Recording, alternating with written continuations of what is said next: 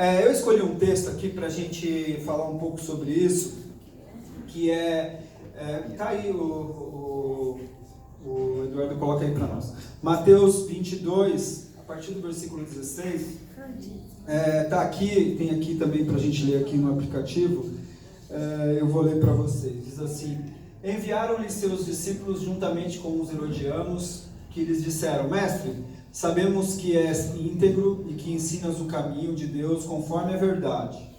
Tu não te deixas influenciar por ninguém, porque não te prendes à aparência dos homens. Dize-nos, pois, qual é a tua opinião?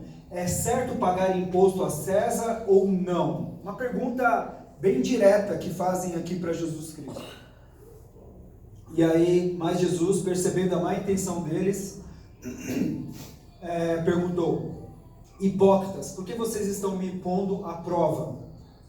Mostre-me uma moeda usada para pagar o imposto. E eles lhe mostraram um denário. E Jesus lhe perguntou: de quem é esta imagem e esta inscrição?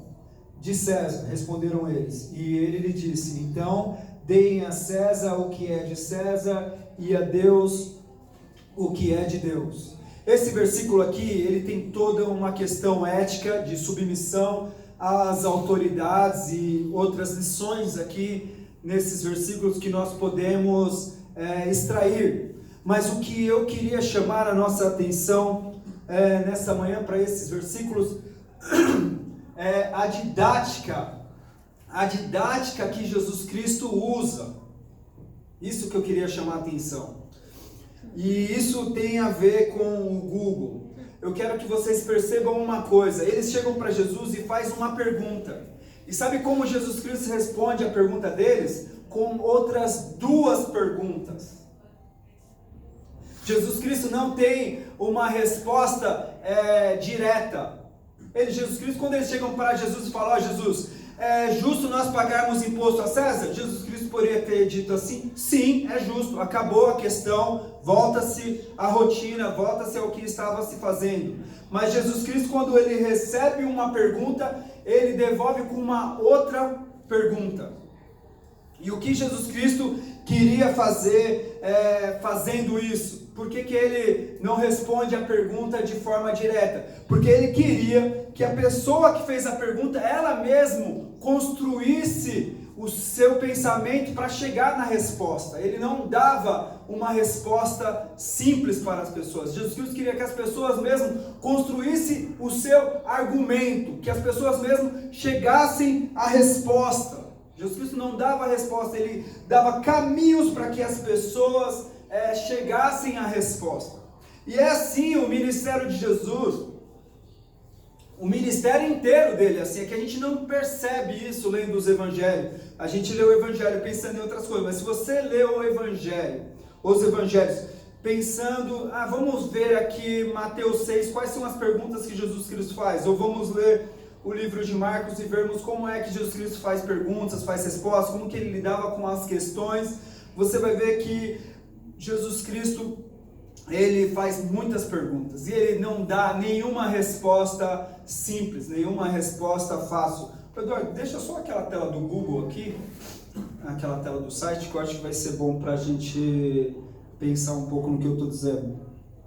Por exemplo, quando Jesus Cristo ainda era criança, ele se perde da família, a família está indo voltando para casa, foram a Jerusalém, estão voltando para casa, Jesus Cristo está no templo, né? E aí quando Jesus Cristo é encontrado pelos seus pais, os seus pais dizem para ele assim no texto: filho, por que você fez isto? E aí Jesus Cristo responde assim: por que vocês estavam me procurando? Percebe isso? Jesus Cristo responde as perguntas com outra pergunta. E aí, como se não bastasse, ele faz a segunda pergunta para eles: vocês não sabiam que era necessário que eu já cuidasse dos negócios do meu pai? Mas a pergunta não era essa da mãe dele. A mãe dele só perguntou o seguinte: por que você fez isso? Era só dizer: eu me distraí aqui, fiquei por aqui. Mas ele responde com uma outra pergunta. E Jesus Cristo, diversas vezes, ele responde as perguntas com uma outra pergunta. Ao todo, no Evangelho, Jesus Cristo recebeu 183 perguntas. Não foi eu que contei, eu não tenho tempo para contar isso, né? Tem um livro que trabalha essa história. Ele recebe 183 perguntas. E das 183 perguntas, só 3 perguntas ele responde como o Google está acostumado a nos responder, de forma direta. Das outras 180 perguntas, muitas delas ele responde com parábolas. Quem é o meu próximo? Um certo homem vinha do campo e tal, ele vai lá e conta uma parábola. Outras delas, ele responde com silêncio. Por exemplo, Pilatos, é tu o Cristo? E ele fica em silêncio. E uma porção delas, Jesus Cristo responde com uma outra pergunta. Ou seja, ele não dava as respostas de maneira direta. Ele queria que as pessoas pensassem, porque às vezes as pessoas não conseguem pensar nem a razão pela qual elas estão fazendo aquela pergunta. Ou seja, não estão nem sequer pensando na resposta e nem na razão de estarem pensando na pergunta que elas fizeram. E é necessário que nós possamos abrir mão de termos respostas simples e respostas rasas e respostas rápidas que o Google nos oferece, principalmente quando o assunto diz respeito à nossa crença, à nossa fé. É necessário que nós consultemos as Escrituras e estudemos ela e vejamos nela qual é a resposta que nós temos, e não nos dermos por satisfeito a simples perguntas e simples respostas. Respostas simples. Paulo mesmo, às vezes em algumas cartas, ele fala assim, olha, eu estou dizendo isso, mas vocês podem também examinar para ver se o que eu estou dizendo faz sentido. Como os cristãos de Bereia, que consultavam tudo nas Escrituras para ver se aquilo tinha mesmo sentido. Mas a nossa cultura é uma cultura imediatista, uma cultura do fast food. Nós queremos todas as respostas de maneira muito rápida, e o Google então ele é um estimulador dessa cultura, e ele acaba sendo também uma ferramenta que nos ajuda e nos acostuma mal a ter respostas sempre prontas para aquilo que a gente pesquisa, para aquilo que a gente quer saber. Mas a verdade é que Jesus Cristo sempre quis que nós trabalhássemos as nossas questões e que nós não tivéssemos respostas simples. E esse método de fazer perguntas, tem um comentarista do Evangelho de Marcos que ele diz que Jesus Cristo ele é o grande interrogador.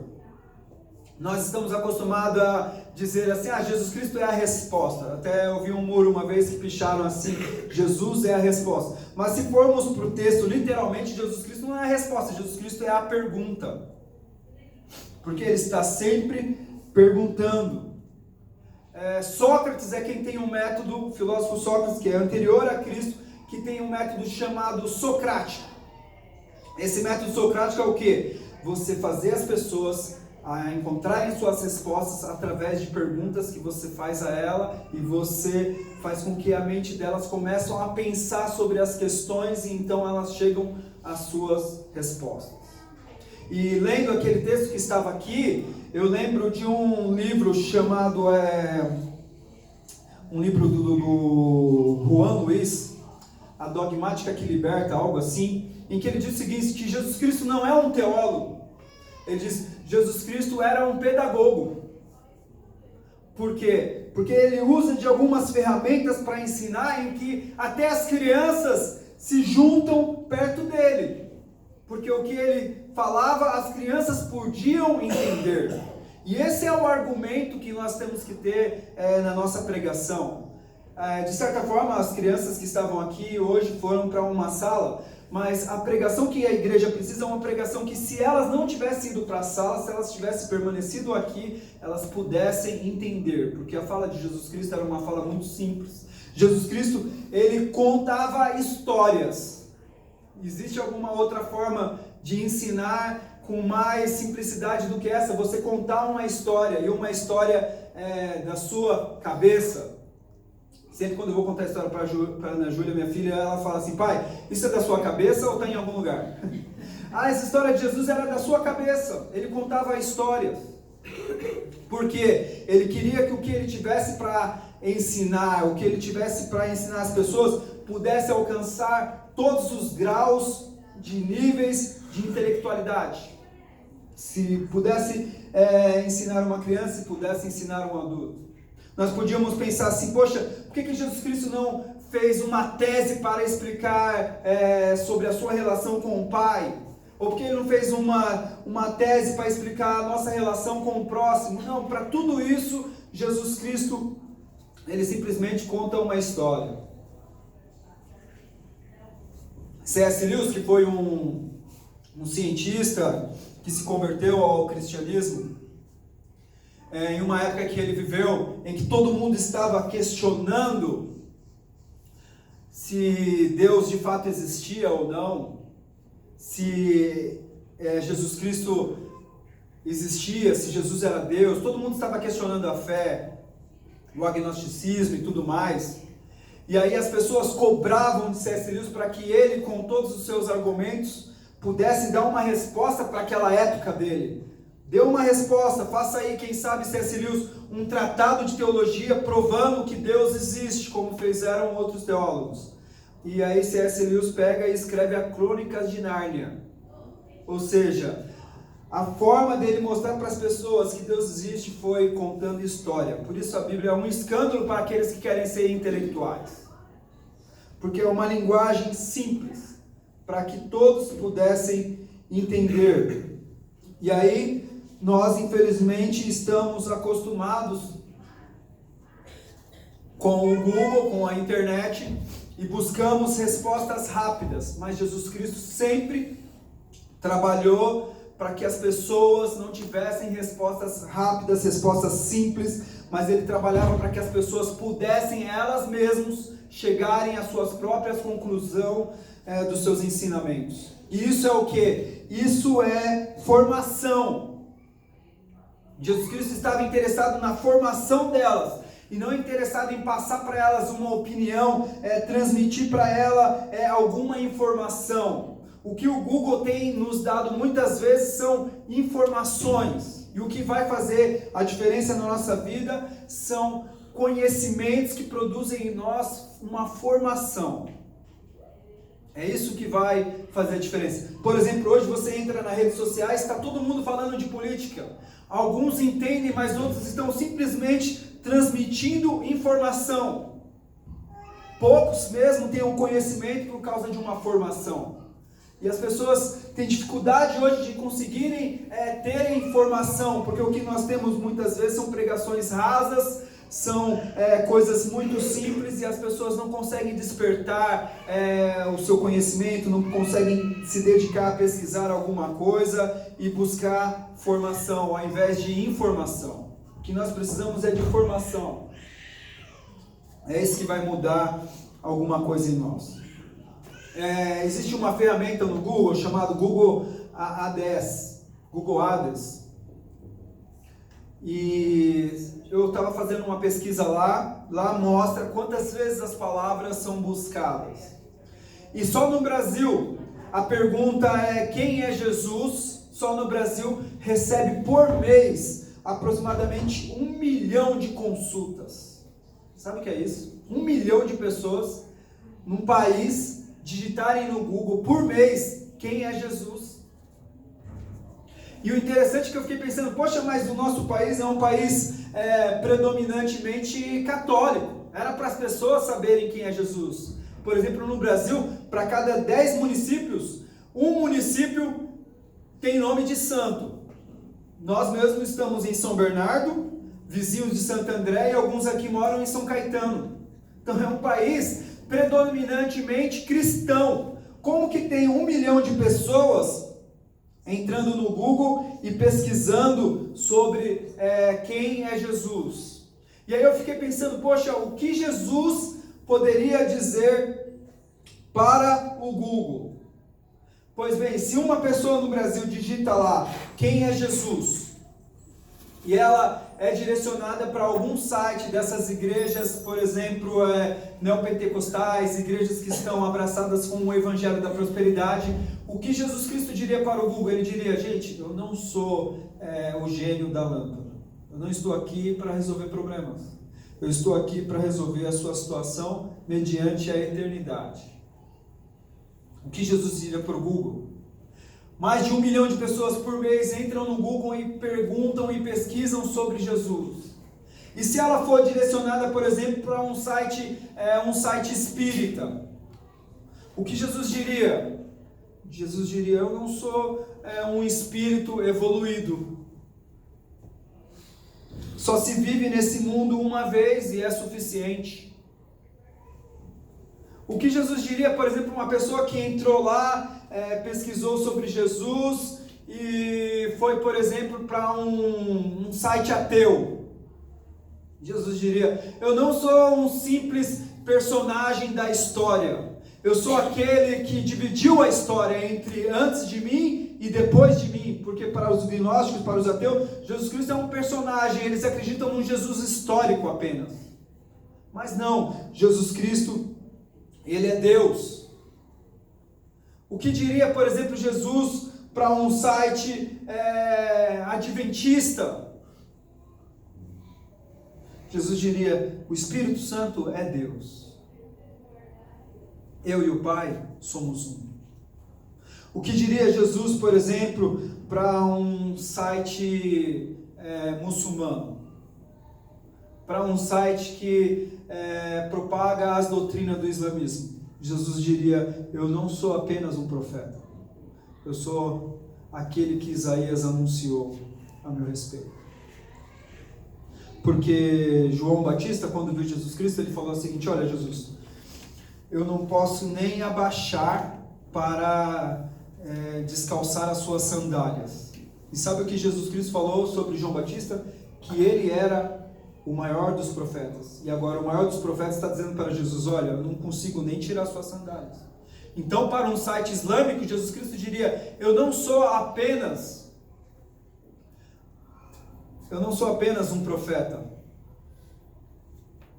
Tá, e se a pessoa entra no Google e digita lá quem é Jesus, e ela é direcionada, por exemplo, para um site budista, ela vai entender lá que Jesus Cristo é um ser iluminado, tão somente.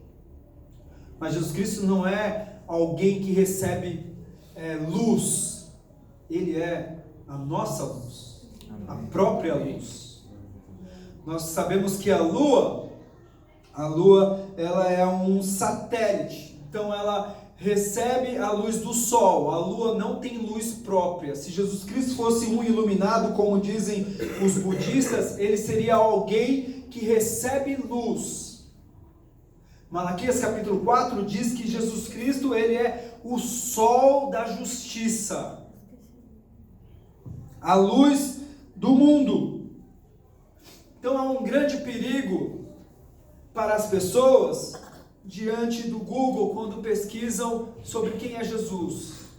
O único local que nós temos respostas suficientes para dizer quem é Jesus é as Escrituras.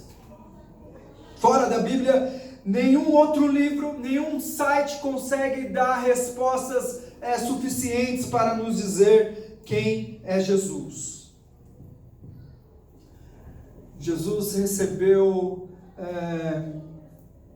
307 perguntas.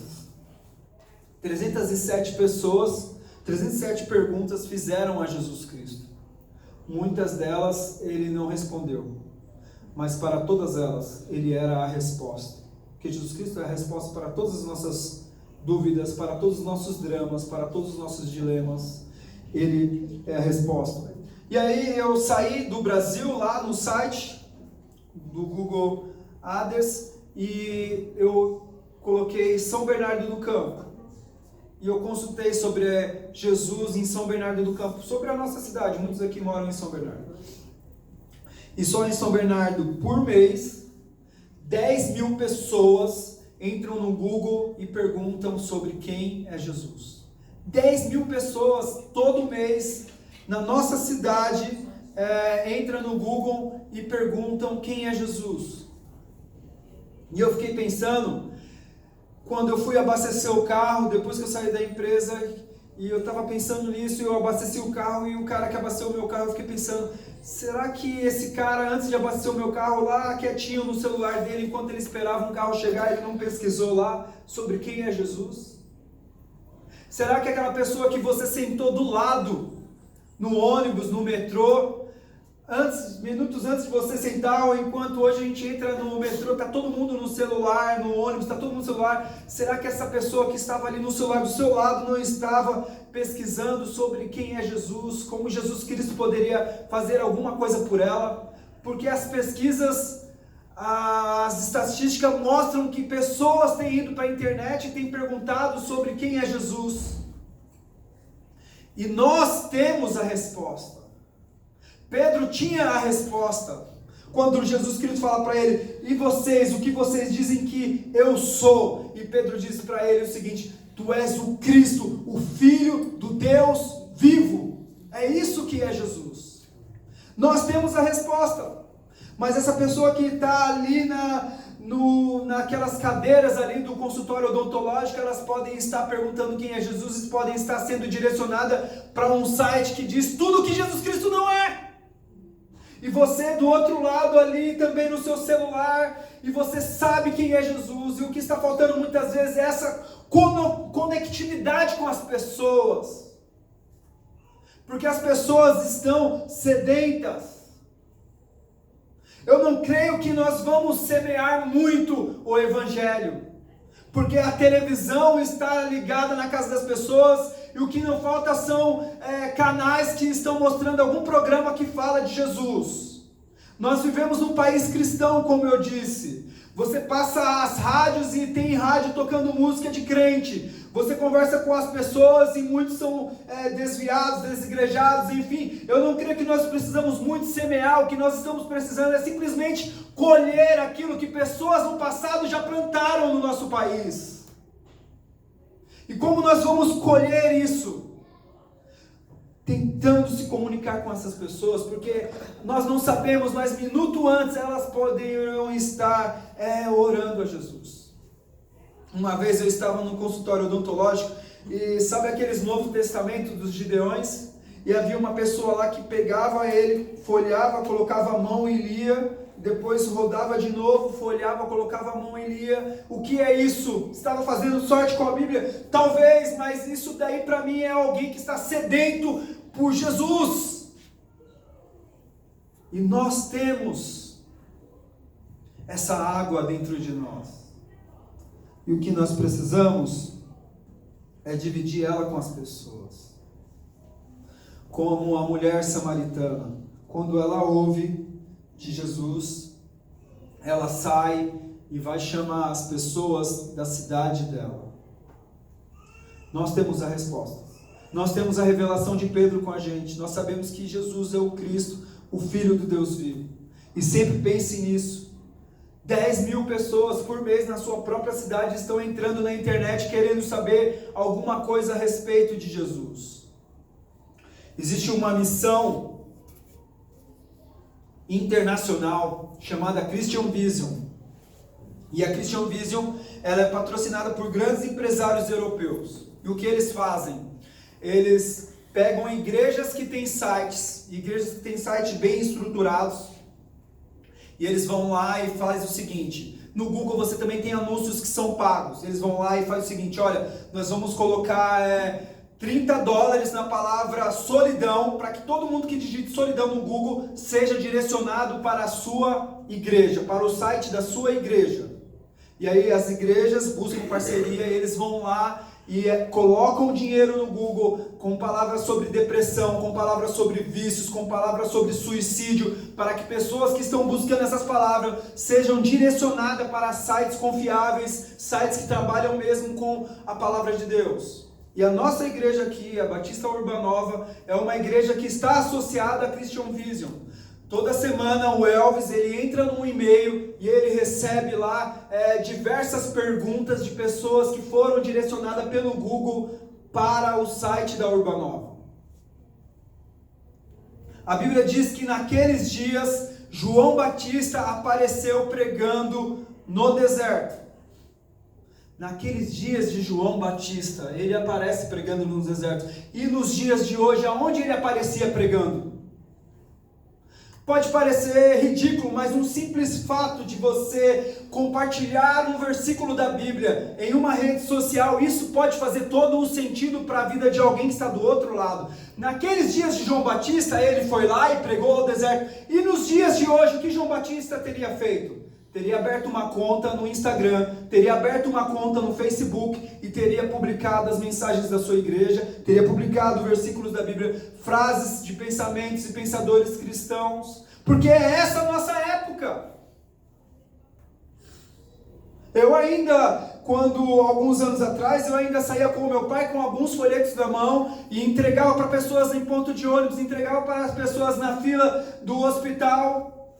Não estou dizendo que isso não precisa mais ser feito, mas hoje nós temos a internet e as pessoas estão lá na internet. Naqueles dias João Batista foi para o deserto e nós, para onde nós vamos? Nessa época de tecnologia dos dias de hoje. Algumas pessoas que vieram aqui nessa igreja vieram porque simplesmente viram no status de alguém uma publicação da Urbanova.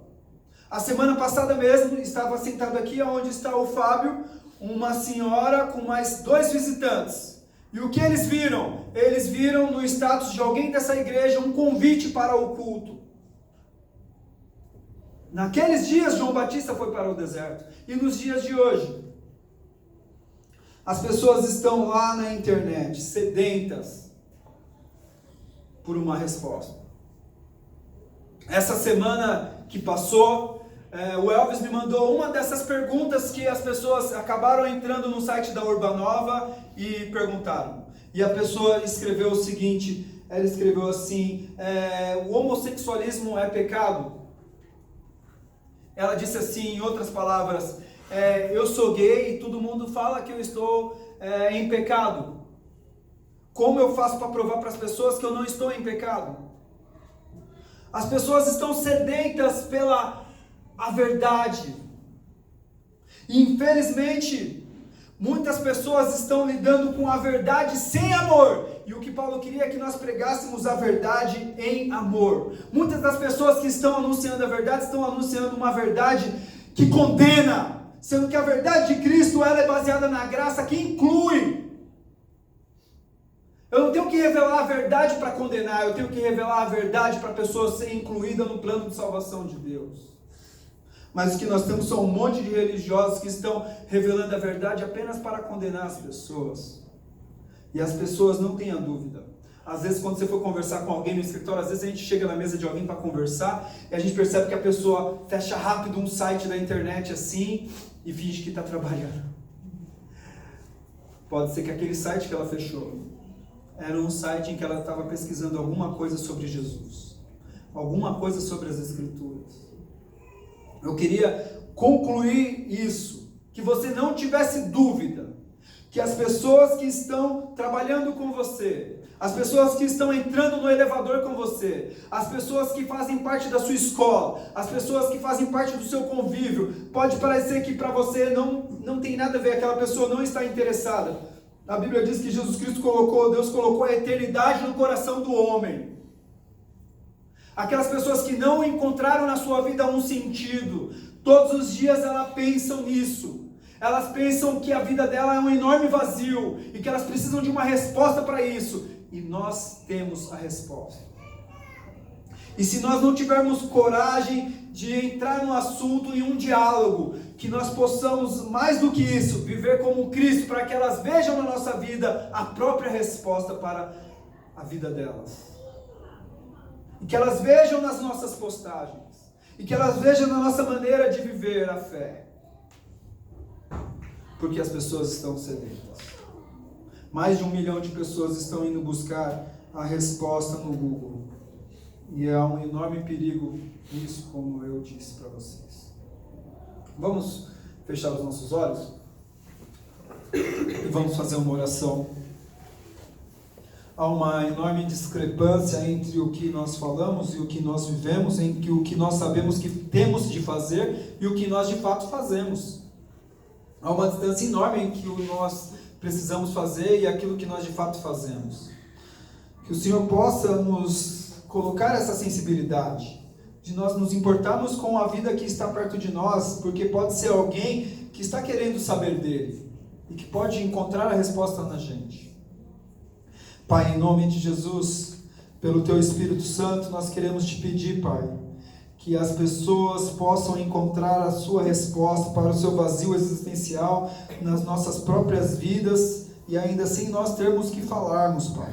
Que as nossas vidas possam anunciar o Teu nome, possam anunciar o Teu amor, possam anunciar a Tua verdade, possam anunciar o Teu plano, possam anunciar o Teu Filho, possam anunciar a cruz, possam anunciar o perdão, possam anunciar a graça, em nome de Jesus, Pai, que nós possamos se sensibilizar e ficarmos atentos a pessoas que estão no nosso redor, porque a qualquer momento, Senhor Deus, elas podem, Senhor Deus, estar com sede, Senhor Deus, de querer saber quem é o Senhor, e nós temos a resposta, Pai.